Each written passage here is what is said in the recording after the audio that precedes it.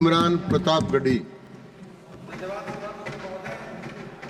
6 minute आपके पास। Mic. धन्यवाद सभापति महोदय। भूख के एहसास को शेरो सुखन तक ले चलो, या गजल को मुफलिसों की अंजुमन तक ले चलो।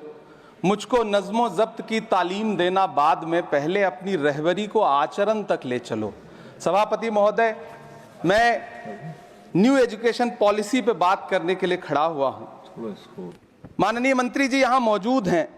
न्यू एजुकेशन पॉलिसी कहती है कि हमारा जोर टीचर्स ट्रेनिंग पर होना चाहिए, लेकिन जो नेशनल सैंपल सर्वे ऑफिस का आंकड़ा है वो कहता है कि इस देश में सिर्फ 13% टीचर हैं जो ट्रेंड हैं। तो मैं माननीय मंत्री जी से जानना चाहता हूं कि क्या जो 87% टीचर्स हैं जिन्हें ट्रेनिंग देने की अभी ज़रूरत है, उनको ट्रेनिंग देने के लिए हमारे पास क्या रोड मैप रहेगा, और क्या हमारे पास इतने बड़े पैमाने पर कॉलेजेस हैं, रिसोर्सेज हैं जिनसे उन्हें ट्रेन किया जा सके। हमारी न्यू एजुकेशन पॉलिसी कहती है कि टेक्नोलॉजी पे जोर दिया जाए, और टेक्नोलॉजी के सहारे पढ़ाई को हमने कोविड के दौरान देखा भी है कि किस तरह से बच्चों को टेक्नोलॉजी के सहारे पढ़ाया गया। लेकिन मैं माननीय मंत्री जी से पूछना चाहता हूं कि जब इस देश में 80 करोड़ लोग 5 किलो राशन पे गुजारा कर रहे हों, तो क्या उन परिवारों तक इंटरनेट, कंप्यूटर, लैपटॉप जैसी सुविधाएं पहुंचाने के लिए कोई रोड मैप है ताकि उनके बच्चों को शिक्षित किया जा सके?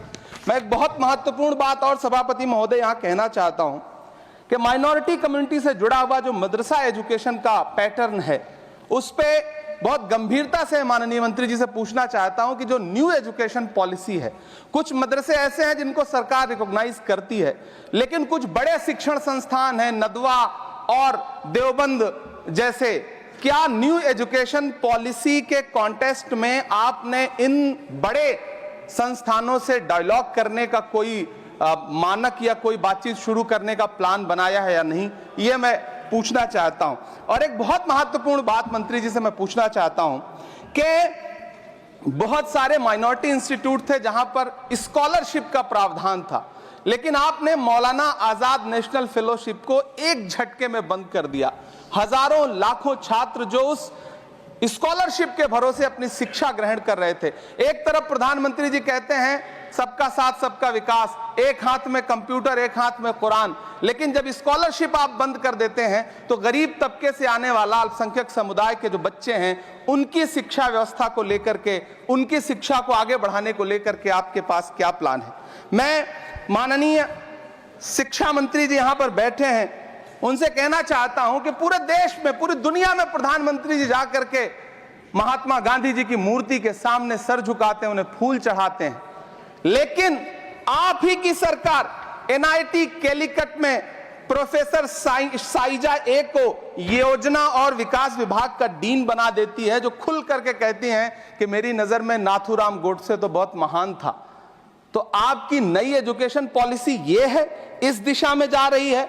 मैं आपके महोदय से, सभापति महोदय, ये कहना चाहता हूं कि किस तरह से NCERT की किताबों में सांप्रदायिकता को परोसा जा रहा है। माननीय मंत्री जी, क्या आपके संज्ञान में है कि केंद्रीय हिंदी संस्थान और नीपा जैसे जो संस्थान हैं, उसमें अघोषित तौर पर यह कह दिया गया है कि देवनागरी में लिखते हुए जो नुक्ते लगाए जाते थे, जिनको यह कहा जाता है कि वो उर्दू से आते हैं, उनको अघोषित तौर पर रोक दिया है कि नई छपने वाली किसी भी किताब में नुक्ता नहीं लगाया जाएगा।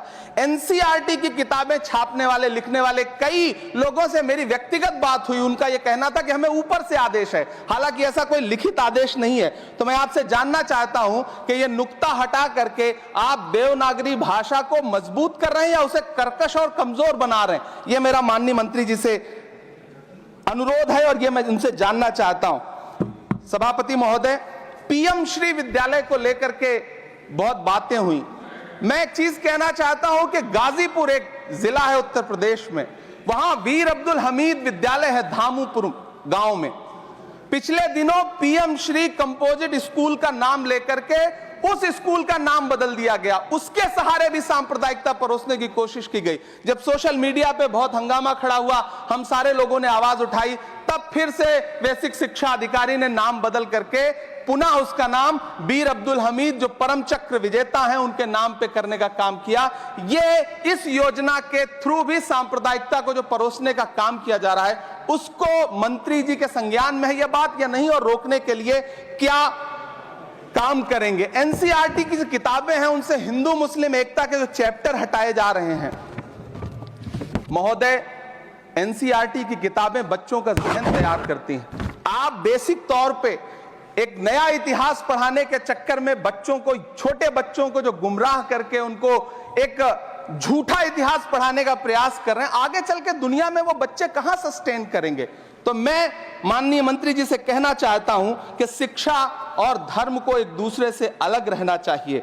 मैं आज इस विषय पे बात करते हुए एक बहुत महत्वपूर्ण बात और कहना चाहता हूं कि दिल्ली विश्वविद्यालय में पाठ्यक्रम में जो बदलाव किए गए हैं, जिसमें राजनीति विज्ञान के पाठ्यक्रम से भीमराव, रामजी अंबेडकर, मोहनदास करमचंद गांधी, मोहम्मद इकबाल और भारत के संविधान पर आधारित शोध पत्रों को हटाया गया है। दलित लेखक बामा और सुकीरथ राणा को अंग्रेजी पाठ्यक्रम से हटाया गया है।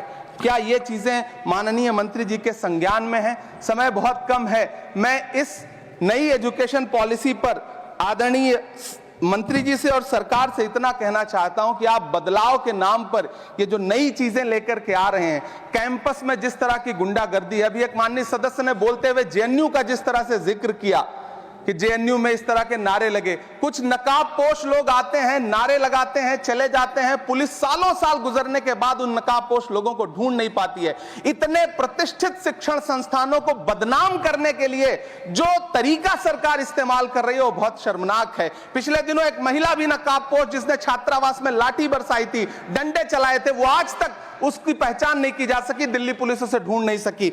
जामिया की लाइब्रेरी में जिस तरह से लाठियां बरसाई गई थी, उनके जख्मों के निशान आज तक नहीं सूखे हैं। अलीगढ़ मुस्लिम विश्वविद्यालय को लेकर के वहां के सांसद जिस तरह की भाषा का इस्तेमाल करते हैं, वो बहुत शर्मनाक है।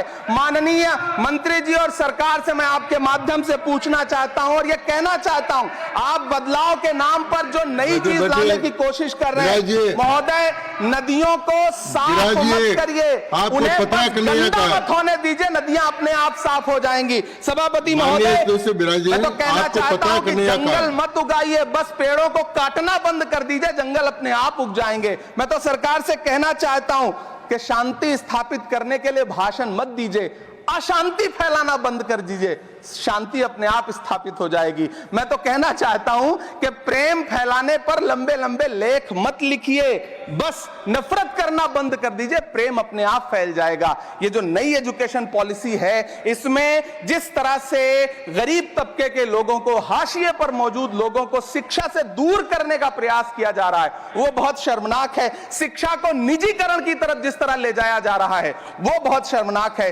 माननीय मंत्री जी इस पर सोचें और इसे सुधार करने का प्रयास करें। इस सदन की तरफ से शायद इससे बेहतर बात, इससे बेहतर सुझाव हम नहीं दे सकते। बहुत बहुत धन्यवाद। धन्यवाद इमरान।